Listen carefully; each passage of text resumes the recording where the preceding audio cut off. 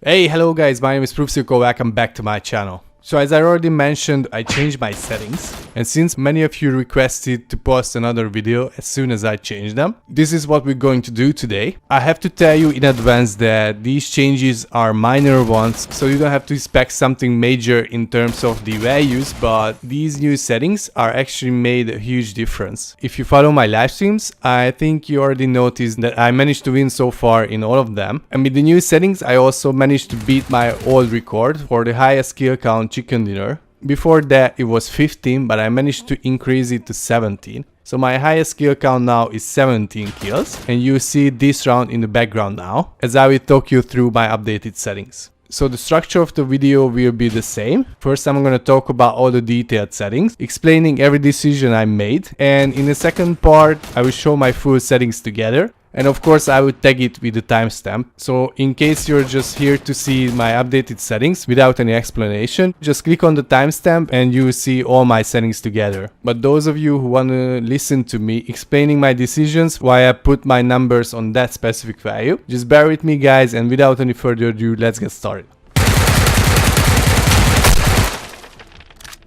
So starting with controller, the controller button preset is on type B because it takes less time to go into ADS, you just have to hold it instead of tapping it, and this fraction of seconds can be a lifesaver in most of the CQC situations. My right and left stick's dead zone are both on 8 and the vibration is turned off. As I already mentioned before, vibrating controller is not something you want to use when you're about to hit precision shots. And let's move on to sensitivity. The forward running sensitivity is on 10. I set this value a long time ago and I'm still satisfied with it, so I haven't touched it. It helps me a lot with auto running together with long range parachuting.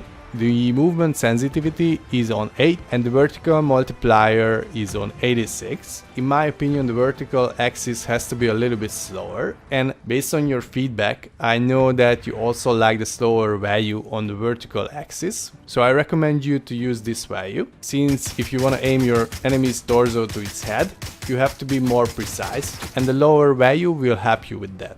The general sensitivity is on 8 as well, and if I move on to the other sensitivity values, you will see that I have almost everything on 8 because I want to be consistent. My muscle memory learns the new values faster if I use the same speed when aiming, driving, or just turning with my character. So whatever value you use, I recommend you to use the same one on all these settings.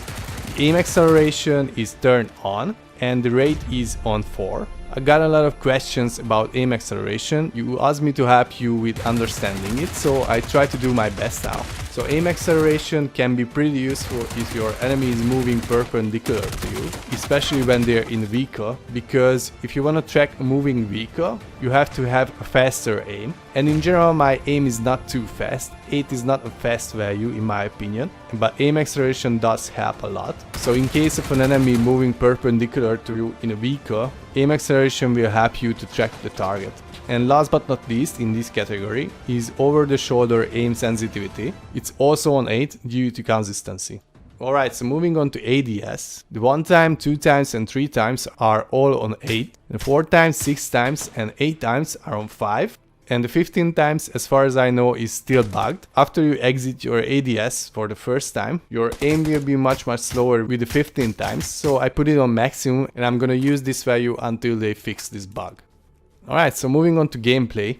Kill feed is on graphic because it helps you to understand your surrounding faster, which is extremely useful during the whole round, but especially useful both at the early game and end game as well. I didn't touch the colorblind mode, but you can feel free to change it. And the Crosshair Color is on custom and set to the following values. With those values you will get a red crosshair, which stands out the most from the environment in my opinion. So if you want to use the same color, just set the values to the following ones and you're good to go.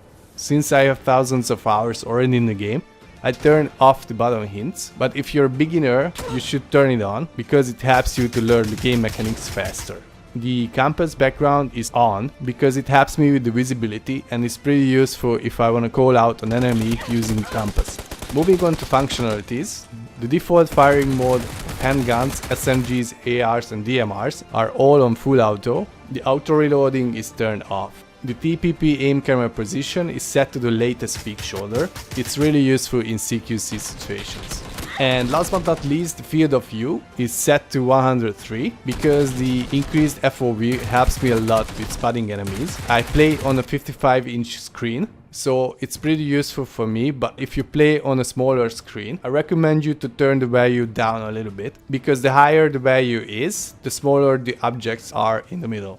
The brightness is set to 60, but I constantly change it based on the situation I'm currently in. For example, if I play on Weekendy night mode, I increase the value a little bit, but if I play on Miramar, I decrease it.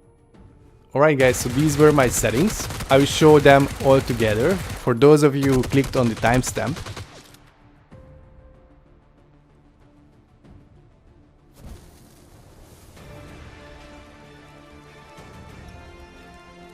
So that was it guys, I hope you found this video useful. As I said, in the background you will see my 17 kills chicken dinner, which is my latest record in terms of high kill count. And before we leave, I want to say thank you very much for the support on my live streams and give a huge shout out to all my members. Thank you very much for your support guys, and see you next time. Bye.